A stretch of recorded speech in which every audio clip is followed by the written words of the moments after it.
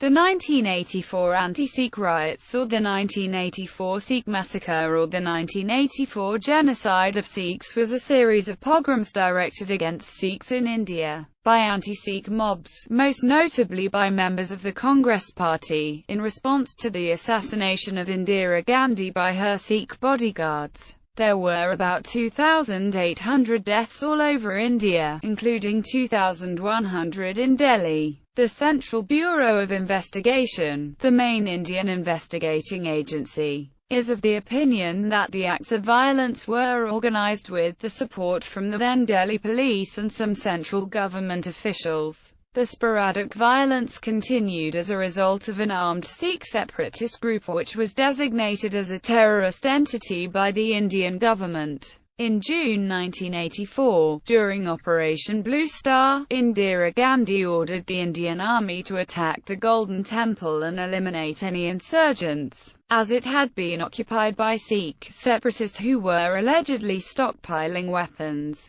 Later operations by Indian paramilitary forces were initiated to clear the separatists from the countryside of Punjab state. The violence in Delhi was triggered by the assassination of Indira Gandhi, India's Prime Minister, on 31 October 1984, by two of her Sikh bodyguards in response to her actions authorizing the military operation. The Indian government reported 2,700 deaths in the ensuing chaos. In the aftermath of the riots, the Indian government reported 20,000 had fled the city. However, the People's Union for Civil Liberties reported at least 1,000 displaced persons. The most affected regions were the Sikh neighborhoods in Delhi. Human rights organizations and newspapers across India believe the massacre was organized. The collusion of political officials in the massacres and the judiciary's failure to penalize the killers alienated normal Sikhs and increased support for the Khalistan movement.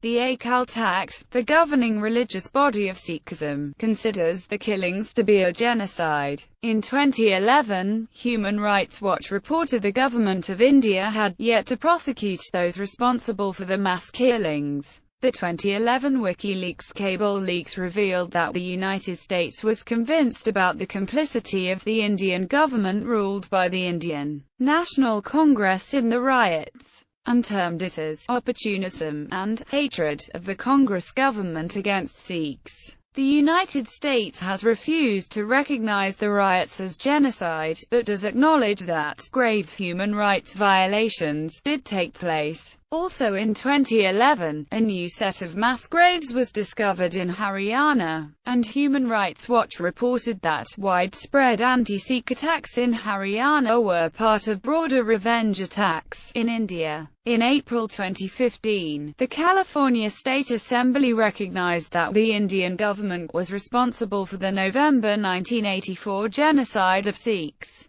Background: in 1973, Akali Dal and other Sikh groups introduced the Anandpur Sahib Resolution, which demanded special status for Punjab and Sikhs. In the late 1970s and early 1980s, security in Punjab started deteriorating due to state-level and religious politics, leading to the sacking of the Punjab government in 1983. A section of Sikhs led by Jarnail Singh Bhindranwale turned to militancy in Punjab. Some Sikh militant groups aimed to create an independent state, called Khalistan, through acts of violence directed at members of the Indian government, army or forces. Others demanded an autonomous state within India, based on the Anandpur Sahib Resolution. A large number of Sikhs condemned the actions of the militants. By 1983, the situation in Punjab had become highly volatile. In October 1983, some Sikh militants stopped a bus and shot 6 Hindu bus passengers. On the same day, another group of extremists killed 2 officials on a train. The Congress-led central government dismissed Punjab state government of their own party, and imposed the president's rule in the state. During the 5 months preceding Operation Blue Star, from 1 January 1984 to 3 June 1984, 298 people had been killed in various violent incidents across Punjab. In 5 days preceding the operation, 48 people had been killed in the violence, with increasing calls for action by various groups. Prime Minister Indira Gandhi ordered an operation by the Indian Army to flush out militants from the temple complex in early June 1984, to establish control over the Harmandir Sahib complex in Amritsar, Punjab, and remove Jarnail Singh Bhindranwale and his armed followers from the complex buildings. Bhindranwale had earlier taken residence in Harmandir Sahib and made it his headquarters in April 1980.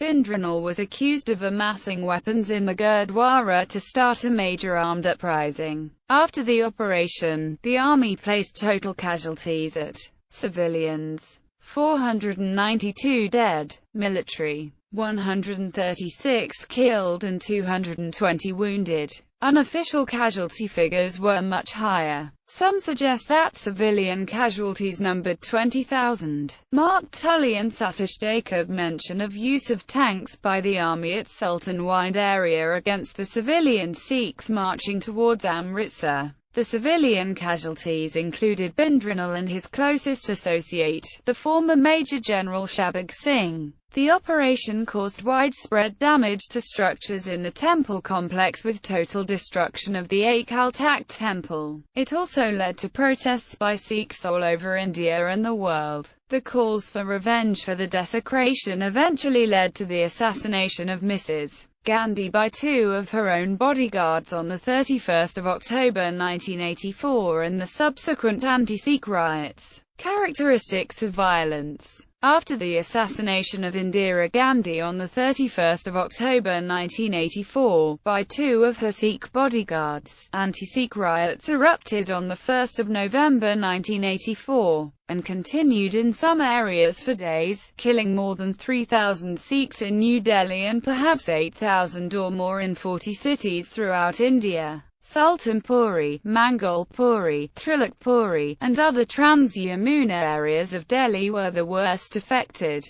Mobs carried iron rods, knives, clubs, and combustible material, including kerosene and petrol. The mobs swarmed into Sikh neighborhoods, arbitrarily killing any Sikh men or women they could find. Their shops and houses were ransacked and burned. In other incidents, armed mobs stopped buses and trains, in and around Delhi, pulling out Sikh passengers to be lynched or doused with kerosene and burnt alive. Others were dragged out from their homes and hacked to death with bladed weapons. Sikh women were reportedly gang-raped. Such wide-scale violence cannot take place without police help. Delhi police, whose paramount duty was to upkeep law and order situation and protect innocent lives, gave full help to rioters who were in fact working under able guidance of sycophant leaders like Jagdish Titla and H.K.L. Bhagat. It is a known fact that many jails, sub-jails and lockups were opened for 3 days and prisoners, for the most part hardened criminals,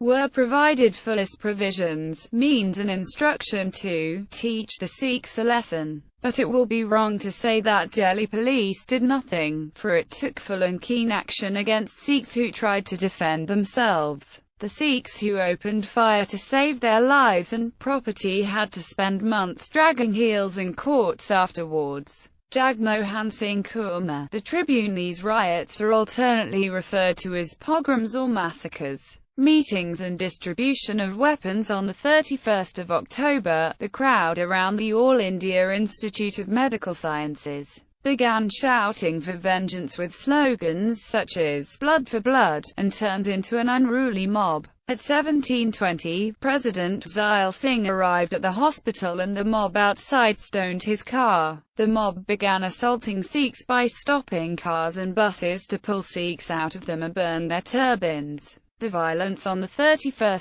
October was restricted to the area around the AIIMS and did result in many Sikh deaths. People in other parts of Delhi reported their neighborhoods were peaceful. Throughout the night of 31 October and morning of 1 November, Congress leaders met with local supporters to distribute money and weapons. Congress Party MP Sarjan Kumar and trade union leader Lalit Makin handed out 100 rupee notes and bottles of liquor to assailants. On the morning of the 1st of November, Sarjan Kumar was seen holding rallies in, at least, the following Delhi neighbourhoods: in Palam Colony from 6:30 to 700, in Kiran Gardens from 800 to 8:30, and in Sultan Puri from around 8:30 to 900. In Kiran Gardens at 8 a.m., Sarjan Kumar was seen distributing iron rods from a parked truck to a group of 120 people, and instructing them to attack Sikhs, kill them, and loot and burn the properties. At an undefined time in the morning of the 1st of November, Sarjan Kumar led a mob of people along the Palam Railway main road to the Mangalpuri neighbourhood, where the crowd answered his calls with chants of "Kill the Sardars" and "Indira Gandhi is our mother and these people have killed her." In Sultanpuri, Moti Singh, a Sikh who had served in the Congress Party for 20 years, heard Sarjan Kumar give the following speech: "Whoever kills the sons of the snakes, I will reward them. Whoever kills Roshan Singh and Bagh Singh will get 5,000 rupees each and 1,000 rupees each for killing any other Sikhs.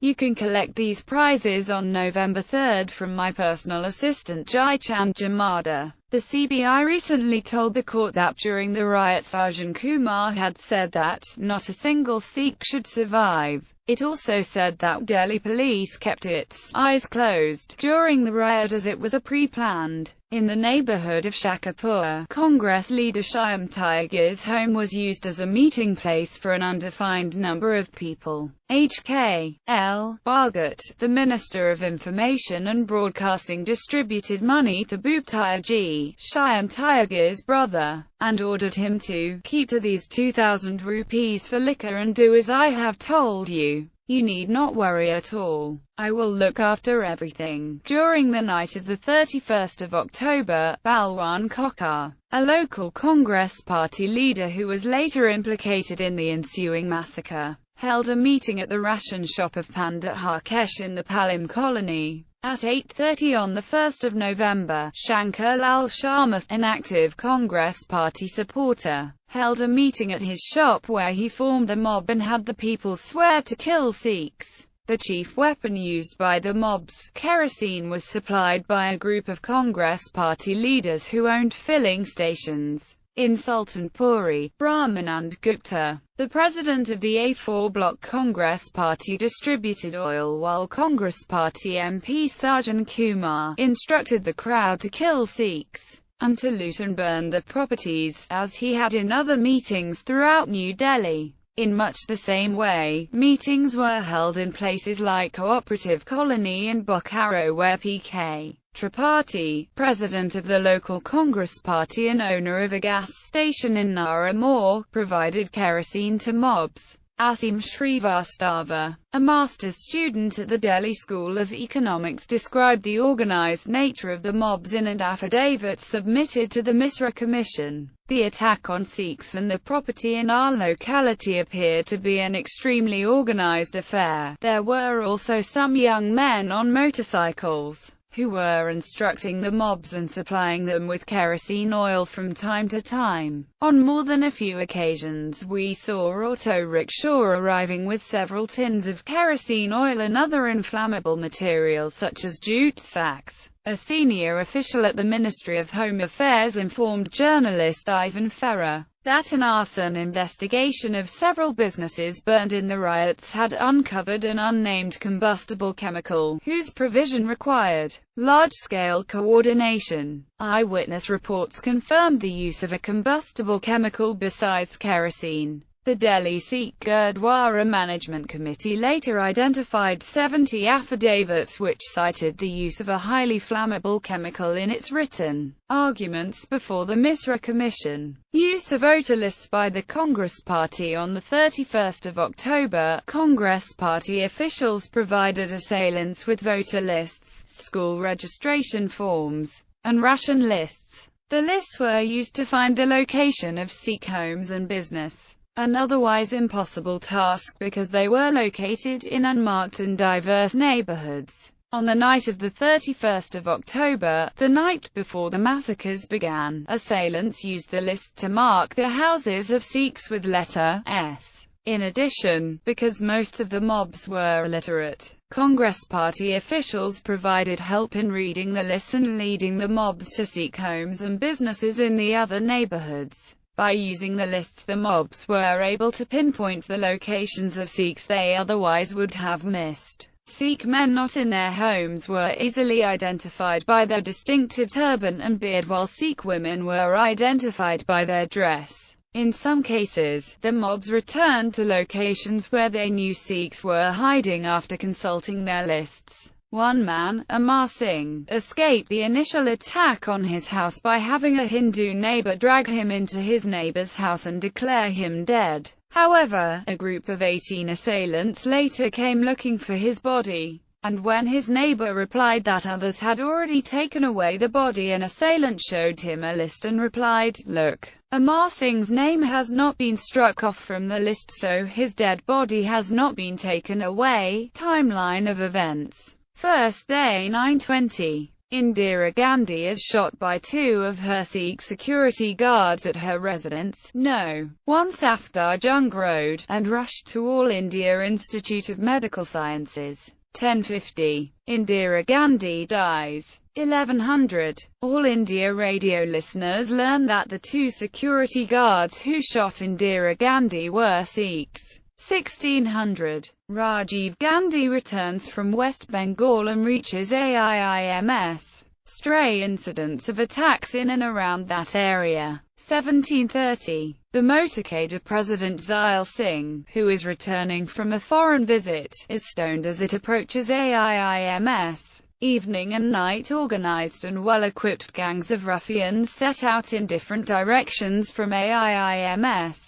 The violence, including violence towards Sikhs and destruction of Sikh properties, spreads. Rajiv Gandhi is sworn in as the Prime Minister. Senior advocate and BJP leader Ram Jethmalani meets Home Minister P.V. Narasimha Rao and urges him to take immediate steps to protect Sikhs from further attacks. Delhi's Lt. Governor, P.G. Gavay, and Police Commissioner, S.C. Tandon, visits some of the affected areas. Second day, the first killing of a Sikh occurs in East Delhi. 900. Armed mobs take over the streets of Delhi and launch a massacre. Among the first targets were Gurdwaras, the holy temples of Sikhs. The worst affected areas are low-income colonies like Trilakpuri, Shardara, Gita Colony, Mongolpuri, Sultanpuri and Palan Colony. The few areas where the local police stations take prompt measures against mobs see hardly any killings or major violence. Fash Bazaar and Karol Bagh are two such examples. Third-day curfew is announced throughout Delhi, but is not enforced. The army deployed throughout Delhi too, but ineffective because the police did not cooperate with soldiers. Mobs continue to rampage. Fourth-day violence continues. By late evening, the National Army and local police units work together to subdue the violence. After law enforcement intervention, violence is comparatively mild and sporadic. In Delhi, the dead bodies of the victims of riots were taken to the All India Institute of Medical Sciences, New Delhi, and Civil Hospital Mortuary Tis Hazari, Delhi.